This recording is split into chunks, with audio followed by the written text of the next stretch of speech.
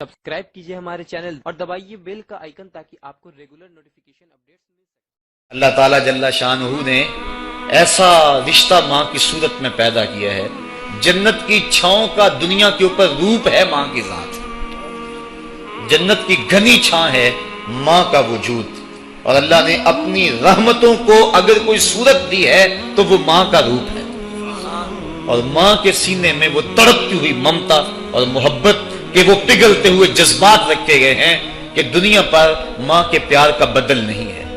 میں کہا کرتا ہوں آج کوئی شے بھی خریدنے نکلیں تو آپ وثوق سے نہیں کہہ سکتے یہ خالص ہے، ہر شے 2 نمبر دستیاب ہے، ہر شے میں ملاوٹ ہے، لیکن ایک چیز آج بھی ملاوٹ سے پاک ہے اور وہ ماں کا پیار ہے۔ ماں کی محبت آج بھی کھری ہے اور آج بھی اس میں کوئی ملاوٹ نہیں ہوئی۔ بچہ بوڑھا بھی ہو جائے لیکن ماں کے لیے وہ بچہ ہوتا ہے، ماں کی دعائیں اسی طرح اس کے لیے ہوتی ہیں، اور بچہ آغوش مادر میں آ کر پھر طفل سادہ رہ جاتا ہے۔ یہ ماں کا پیار اور ماں کی محبتیں۔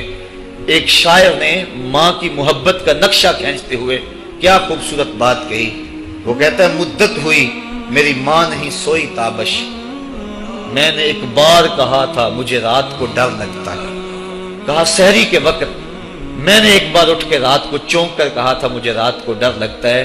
مدت ہوگی اس بات کو، یہ قصہ پرانا ہو گیا ہوا ہے، مجھے بھی بھول گیا ہوا ہے، لیکن میری ماں رات کو نہیں سوتی، میرے بیٹے کو کہیں ڈر نہ لگ رہا۔ یہ ماں کے پیار کا روپ ہے۔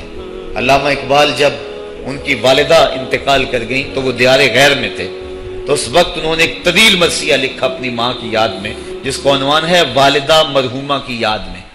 اس کے اندر لکھتے ہیں اب وطن میں ہوگا کس کو میرا انتظار، وطن میں ہوگا اب کس کو میرا انتظار، کون میرا خط نہ آنے سے رہے گا بے قرار، آرزو لے کر تیری خاک مرکد پہ آؤں گا، اب دعائے نیم شب میں کس کو میں یاد آؤں گا، کون پچھلے پہر اٹھ کے دعا کرے گا۔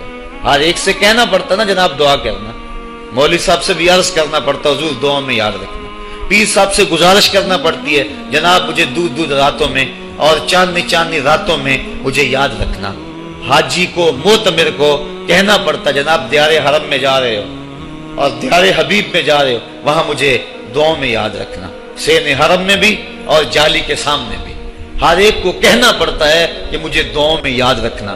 کبھی ماں کو بھی کہنا پڑا ہے کہ امی دعاؤں میں یاد رکھنا۔ ماں کے ہاتھ ویسے اٹھے رہتے ہیں، اور جب ماں کے ہاتھ اٹھ جائیں اجابت کے سارے دروازے کھل جاتے ہیں۔ میں نے پڑھا کتب حدیث میں جو دعائیں رد نہیں ہوتی ان میں سے ایک ماں کی دعا ہے، جب ماں ہاتھ اٹھا دے تو جنت کے سارے دروازے کھل جاتے ہیں، اور یہ لازمی نہیں ہے کہ ماں رابعہ بصریہ ہو تو پھر ہی اس کی دعا قبول ہوتی ہے۔ اپلے تھاپتی ہوئی ماں اور لیپا پوتی کرتی ہوئی ماں جو ہے وہ مٹی سے بھرے ہوئے ہاتھ اٹھا دے تو اللہ ان ہاتھوں کو بھی خالی نہیں موڑتا۔ ماں جب بولتی ہے تو اس کے لہجے میں جبریل بولتا ہے، ماں جب مسکراتی ہے لگتا ہے جنت کی ساری کلیاں کھل اٹھی ہیں۔ ماں کے چہرے کی رونق اور ماں کے چہرے کی جو ہے وہ خوشی بیٹے کے دل کو حقیقی قرار اور حقیقی تسکین دیتی ہے۔ جو ٹھنڈ ماں کے ساتھ نصیب ہوتی ہے وہ کائنات میں کسی اور جگہ پہ نہیں ہے، جو گھنا سایہ ماں کے دامن میں ہے وہ کسی اور جگہ میسر نہیں ہو سکتا ہے۔ وہ کیا کہا تھا کسی نے کہ 5 سٹار ہوٹلوں میں کھانا کھانے میں وہ لذت کہاں جو چولہے پر بیٹھ کے ماں کے ہاتھوں سے پکی ہوئی چپاتیاں کھانے میں آتا ہے۔ عالی جناب حضرت صاحب کیا کیا اسٹیٹ سیکرٹری نام لیتے ہیں، لیکن وہ لطف کہاں جو ماں اوئے ببلو اوئے پپو اور اوئے مٹھو کہہ کے پکارتی ہے۔ جو مٹھاس ان لفظوں کے اندر ہے وہ بڑے اور بھاری اور بھرکم الفاظ اور خطابات کے اندر کہاں ہے۔ اونچی کرسی پہ بیٹھنے کا وہ لطف نہیں ہے جو ماں کے قدموں میں بیٹھنے کا ہے۔ اللہ نے ماں کے روپ کے اندر ایک محبت اور ایک الفتوں کا ایک ایسا دریا دیا ہے کہ جس کے اندر انسان جب جاتا ہے تو اس کے دکھوں کے سارے میل دھل جاتے ہیں اور وہ بالکل آسودہ ہو جاتا ہے۔ یہ ماں کا روپ ہے، یہ ماں کا پیار ہے۔ تو ماں کا بچھڑ جانا، اس دنیا سے چلے جانا، یہ ایسے ہی ہوتا ہے جس طرح کوئی بندہ گھنے سائے میں کھڑا ہو تو اچانک اس کو دھوپ میں کھڑا کر دیا جائے، پھر اسے پتا چلتا ہے کہ کتنا گھنا سایہ تھا. جس طرح درخت ساری دھوپ اپنے اوپر سہتا ہے اور جو اپنے نیچے کھڑا ہو اس کو ٹھنڈک دیتا ہے، اسی طرح ماں باپ سارے دکھ اپنے اوپر سہتے ہیں لیکن اپنی اولاد کو ٹھنڈک پہنچاتے ہیں. ماں باپ کے اس دنیا سے چلے جانے کے بعد پتا چلتا ہے کہ میں کتنی گھنی چھاؤں سے کس کڑاکے دار دھوپ میں آ گیا ہوں، اور میری زندگی کے اندر کتنے دکھوں کا زہر گل رہا ہے. جو زہر پہلے ماں ہمارے قریب نہیں آنے دیتی تھی، جو باپ ہمارے قریب نہیں آنے دیتا تھا، وہ اپنی باہوں میں اور اپنے سینے میں ان غموں اور دکھوں کو سمیٹ لیا کرتے تھے. تو ماں کا بچھڑ جانا، ماں کا اس دنیا سے چلے جانا، یہ بہت بڑا سانحہ ہوتا ہے. ساری زندگی انسان ماں کی خدمت کرتا رہے تو بتاؤ ماں کی خدمتوں کا بدلہ دے سکتا ہے؟ ماں کے پیار کا صلہ دے سکتا ہے؟ عرض کی گئی کہ میں اپنی ماں کو اپنے کندھوں پہ اٹھا کر کے حج کروایا ہے اور سائی اور کعبۃ اللہ کا طواف کرایا ہے، اور حالت یہ تھی کہ اگر چٹان کے اوپر گوشت کا ایک ٹکڑا ڈال دیا جاتا تو وہ بھی بھن کے کباب بن جاتا. اتنی گرمی کی شدت تھی.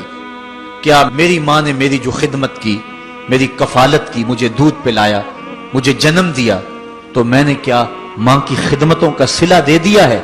تو جواب آیا تو نے ابھی اس کی ایک مسکراہٹ کا بدلہ بھی نہیں دیا. ماں جب ہنس کے دیکھتی ہے تو جنت کی ساری کلیاں کھل اٹھتی، اور بیٹے کی زندگی ماں کے اس ہنسنے سے جو ہے وہ عبارت ہوتی ہے. بیٹے کے لیے ماں کے جو جذبات ہیں، ماں کی جو کہانیاں ہیں، ماں کے سینے میں جو درد کے امٹتی ہوئی ایک کائنات ہے، اس کا کوئی بدل نہیں ہو سکتا. ساری زندگی ایک ٹانگ پہ کھڑا ہو کے بندہ ماں کی خدمت کرتا رہے پھر بھی حق ادا نہیں ہوگا. ماں ماں ہوتی ہے. اللہ تعالیٰ جل شانہ نے اس کو وہ درجے عطا فرمائے. بیٹے کے ساتھ جو پیار ماں کرتی ہے بھلا کوئی کر سکتا ہے؟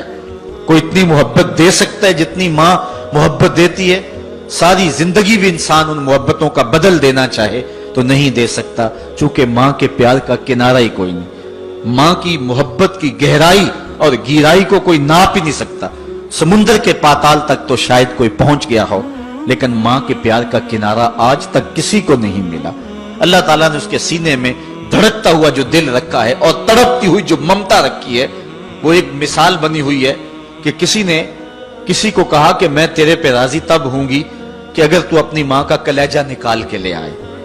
تو اس بدبخت نے اپنی اس محبوبہ کی خواہش کو پورا کرنے کے لیے اس اقدام کی تیاری بھی کر لی اور جا کے ماں کا سینہ چیرا اور اس کا کلیجہ نکالا، اور اپنی اس محبوبہ کی خوشنودی کے لیے تیز تیز آ رہا ہے کہ میں اس کو دکھاؤں کہ میں نے یہ کارنامہ بھی سر انجام دے دیا اور یہ چوٹی بھی سر کر لی ہے.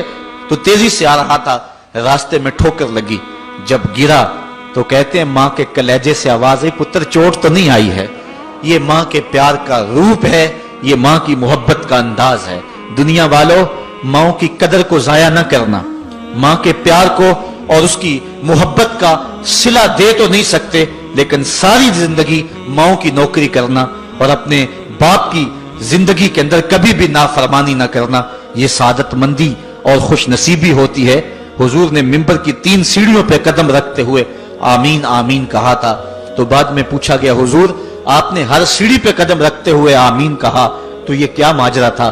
فرمایا جبریل آئے تھے، انہوں نے مجھے کہا تھا اس شخص کی ناک خاک آلود ہو جو ماہ سیام رمضان المبارک کو پائے اور پھر کثرت عبادت سے اپنی بخشش نہ کروا سکے. تو میں نے آمین کہا.